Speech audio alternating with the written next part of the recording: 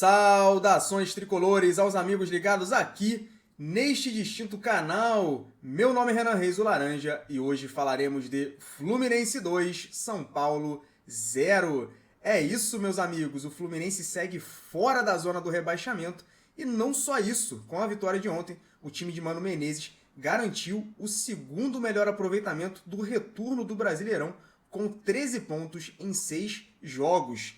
Então, se nós continuarmos nessa pegada, consequentemente, sairemos de vez ali da zona da confusão e brigaremos por coisas mais importantes e viveremos momentos mais tranquilos em 2024. Portanto, vamos torcer para que essa boa fase continue. E antes de começarmos a nossa análise caprichada dos gols da vitória do nosso Flusão, quero pedir para você não se esquecer de se inscrever no canal, de dar o like no vídeo, é muito importante que você dê o like no vídeo e também não se esqueça de ativar o sininho das notificações, beleza? Sem mais delongas, vamos começar o nosso vídeo. Andrei, solta a vinheta.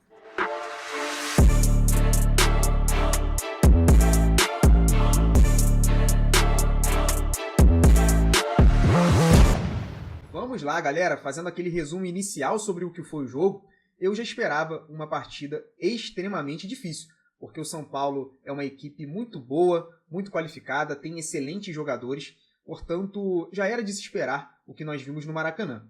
E nós vimos ali dois tempos muito diferentes. Nós vimos um primeiro tempo em que o Fluminense, por mais que tenha enfrentado dificuldades, tentou propor o jogo, teve maior posse de bola, teve mais finalizações do que a equipe do São Paulo, conseguiu marcar o seu gol. Então, no final das contas, nós vimos um primeiro tempo legal do Fluminense. No segundo tempo, o Fluminense, já com a vantagem, acabou recuando bastante, baixou o seu bloco de marcação, deu a bola para o São Paulo para tentar sair no contra-ataque. Só que o Fluminense não conseguia ter esse escape. O São Paulo ficou com o controle ali do jogo, teve pouco volume, é verdade, o Fluminense conseguiu se defender bem, eles tiveram ali somente uma boa chance com o ponta William, uma bela defesa do Fábio, mas tirando isso, foi de certa maneira um jogo controlado ali pelo Fluminense, defensivamente falando. O São Paulo teve o controle da posse, a gente pegou aqui os números, foi 65% de posse para o São Paulo contra 35% do Fluminense. Então eles tiveram muita posse de bola, mas no final das contas o Fluminense foi cirúrgico. Tem muita gente que não gosta dessa expressão, mas foi o que aconteceu ontem. O Fluminense fez o primeiro gol, se defendeu bem e no final das contas acabou fazendo o segundo gol, fechou o caixão do São Paulo e saiu com a vitória do Maracanã. Galera, individualmente falando, o Fluminense teve alguns destaques. A gente pode falar aqui primeiramente de Thiago Silva e Thiago Santos. A nossa dupla de zaga, Aldi TT, foi muito bem no jogo. O Calleri está no bolso dos dois até agora. O Marcelo fez o feijão com arroz muito bem feito, participou da jogada do gol. É bom lembrar que ele está voltando de lesão, então, considerando esse contexto, ele teve uma boa participação. O Bernal, pela primeira vez substituindo realmente o André, foi bem na partida. Achei que ele cansou ali a partir dos 25 minutos do segundo tempo. O Mano demorou a mexer. Achei que ele realmente caiu muito fisicamente, mas fez um bom jogo. Paulo Henrique Ganso no primeiro tempo jogou muita bola, jogou demais. É impressionante como que o Ganso vem jogando em 2024. John Arias também foi importante, não foi decisivo como em outros jogos, mas teve a sua importância, conseguiu prender a bola ali no ataque. O Nonato foi um leão no meio de campo, terminou ali o jogo com 4 desarmes, jogou muita bola o Nonato. Então o Fluminense teve vários jogadores ali jogando em bom nível. E isso, obviamente, é muito importante. Vamos lá, meus amigos, sem mais delongas, vamos ver como o Fluminense construiu a vitória de ontem contra o São Paulo no Maracanã. Aos 30 minutos, o Luiz Gustavo estica essa bola aqui para o Calleri. O Calleri se embola com o Thiago Santos. Foi um embate em que o zagueiro do Fluminense levou ampla vantagem durante toda a partida. Eles se embolam por aqui. O Bandeirinha marca a falta do Calleri e a posse de bola fica com o Fluminense. Na transmissão, a câmera não chegou a pegar a cobrança de falta em si, porque estava focada no Calleri. O Calleri estava reclamando, botando a mão no rosto, mas o Thiago Silva ele foi muito importante na jogada porque ele bateu rapidamente a falta. E aqui nós temos que falar de Paulo Henrique Ganso. É impressionante como o Ganso controla o tempo do jogo. Quem me acompanha aqui, quem vem acompanhando os meus vídeos nesses 2 meses de canal, sabe que eu falo muito de tempo e espaço. Se nós pudéssemos resumir o futebol em 2 palavras, certamente as palavras seriam tempo e espaço. E o Ganso controla perfeitamente um dos aspectos mais importantes do futebol, que é o tempo. E quando a gente pensa em tempo no futebol, a gente pode analisá-lo sob 2 aspectos. Tempo como duração e tempo como momento. Vou explicar aqui. Duração é o tempo disponível que o atleta tem para efetuar uma ação. Então ele tem, por exemplo, 5 segundos para efetuar o passe. Caso contrário, a marcação vai chegar e roubar a bola ali dele. Momento já é diferente. Qual é o momento perfeito para que a ação seja efetuada? Por exemplo, a gente pode pegar aqui uma situação em que o portador da bola ele queira acionar o jogador no facão.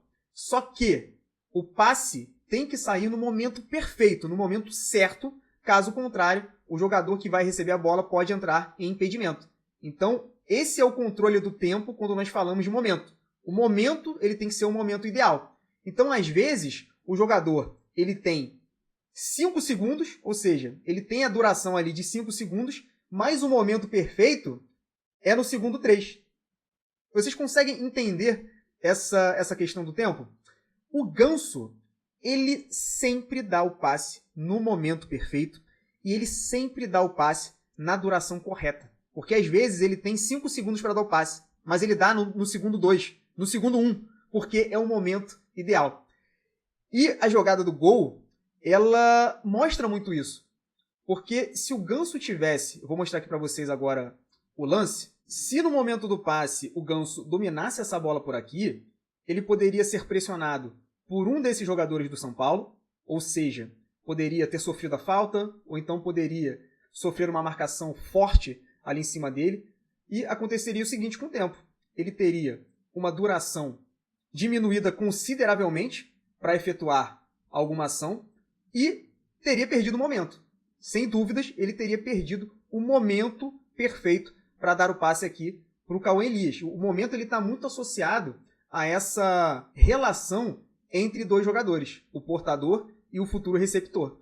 Então, ele teria perdido o tempo. Em vez disso, o Ganso, mais uma vez, ele domina completamente o tempo, porque com um passe de primeira, ele que aqui, numa região pressionada, tinha uma duração pequena para efetuar a ação, em uma duração pequena, ele acha o momento perfeito com um passe, controla o tempo de maneira espetacular e acha o Cauã Elias. E o Ganso ele faz isso o tempo todo. A gente vê a todo momento ele dando passes de primeira, ele controlando o tempo. Então, às vezes, numa duração mínima, ele acha o momento perfeito. É muito legal essa relação entre duração e momento dentro do tempo. E quando a gente olha para o Ganso, a gente vê que ele realmente é o jogador que melhor domina esse aspecto do jogo. A bola vem, ó, e o Ganso, de primeira, um tapinha com nojo na bola, ele consegue acionar o Cauã Elias. Então, perfeita a ação do Ganso na jogada, tapa de muita qualidade e consegue acionar o Cauã Elias aqui já dentro da área. E eu quero falar especificamente do Cauã, porque o Cauã ontem viveu um momento muito difícil no jogo. Ele estava mal na partida, irritando a torcida do Fluminense, irritando o próprio Mano Menezes, e é preciso que a gente tenha muita calma com o Cauã, porque é um atleta de apenas 18 anos que está no início da sua caminhada no futebol profissional. Portanto, é um jogador que vai evoluir muito ainda. Ele é um jogador que não está pronto, claramente não está pronto. Então, ele tem uma dificuldade muito grande no jogo fora da área. A gente vê que ele tem dificuldade para fazer o apoio frontal, não consegue sustentar a pressão do adversário, acaba se enrolando com a bola. Por muitas vezes também peca na tomada de decisão porque prende muito a pelota fora da área. É um jogador que precisa evoluir o jogo dele fora da área. Dentro da área, o Cauã Elias parece um jogador veterano, um jogador experiente, um cara que já disputou diversos campeonatos profissionais. É impressionante como esse rapaz tem facilidade para marcar gols. Raramente nós vemos o Cauã Elias perdendo boas oportunidades. E ontem ele fez um golaço, porque assim que ele recebe o passe do Ganso, ele primeiramente tem que se livrar aqui da marcação, então através de dribles curtos aqui, ele consegue se livrar e depois, ó, Quando ele se livra, ele fica livre para finalizar e acaba marcando um golaço, uma bela finalização do Cauã Elias. Então é preciso que a gente entenda que o Cauã Elias é um jogador em formação, um atleta que ainda vai evoluir muito com a camisa do Fluminense. E vamos ver o gol por esse ângulo, para a gente ver como que foi bonito o gol do Fluminense. Marcelo acha o Paulo Henrique Ganso por aqui. O Ganso dá um tapa com nojo na bola. E aqui eu quero que vocês percebam o seguinte. O Cauã Elias, para vocês verem como o Cauã Elias é bom de bola. O Cauã, ele estava fazendo esse movimento aqui, para ganhar as costas do Arboleda. A gente vê que ele vinha fazendo esse movimento aqui. Quando o Ganso faz o passe, ele tem que travar. Percebam que ele está com os apoios voltados para cá. Ele estava rompendo para ganhar as costas do Arboleda. Ele tem que travar. E no giro, ele já joga a bola de um pé para o outro. Gente, isso aqui é muito difícil de fazer. Ele não estava super bem equilibrado. Olha só, gente. Ele domina a bola com a perna esquerda, girando e já dá o tapa com a perna direita, tirando o zagueiro. Isso aqui é coisa de quem sabe. E o que falar da finalização, né? Finalização perfeita, sem chances para o goleiro do São Paulo. Então, um verdadeiro golaço do Fluminense na noite de ontem. Aos 45 minutos do segundo tempo, o Fluminense faz o seu segundo gol na partida, fechando o caixão da equipe do São Paulo. E nós vamos ver aqui como é que foi esse gol. O Fluminense bate o escanteio curto, sai o passe de retorno aqui para o Guga. E aqui, pessoal, a gente vai ver o seguinte, que o Fluminense agrupa 3 jogadores pelo corredor lateral esquerdo. O São Paulo, por sua vez, coloca apenas 2 atletas por aqui, o que faz com que o Fluminense tenha uma superioridade numérica no setor da bola. Isso aqui vai facilitar a vida do Fluminense na hora da troca de passes. O Guga, pessoal, mais uma vez entrou bem. O Guga talvez esteja vivendo aí a sua melhor fase com a camisa do Fluminense. Muito bom ver o Guga subir de produção em um momento tão importante. E nós vamos observar agora aqui o Keno, porque o Keno, a princípio, ele está próximo aqui a esse marcador do São Paulo, só que, aos poucos, ele vai se distanciando. E aqui a gente vê, ele vai se distanciando, quebra o pescoço para ver se o marcador está o acompanhando, e ele consegue ver aqui, consegue medir a distância dele para o marcador. Ele vai chegar em uma região aqui, completamente livre. Quando a bola chega ao Guga, ele já pede para que o passe seja feito aqui em profundidade. Só que essa linha de passe ainda não está aberta. Esse atleta do São Paulo pode interceptar o passe do Guga. Então o que o Guga faz? Efetua o passe para o Nonato. E o Nonato aqui vai muito bem, porque ele faz algo simples, mas que acaba produzindo um efeito muito vantajoso. Porque ele poderia, na hora que o Guga efetua o passe, ele poderia botar a perna esquerda aqui e já devolver para o Guga. Mas não.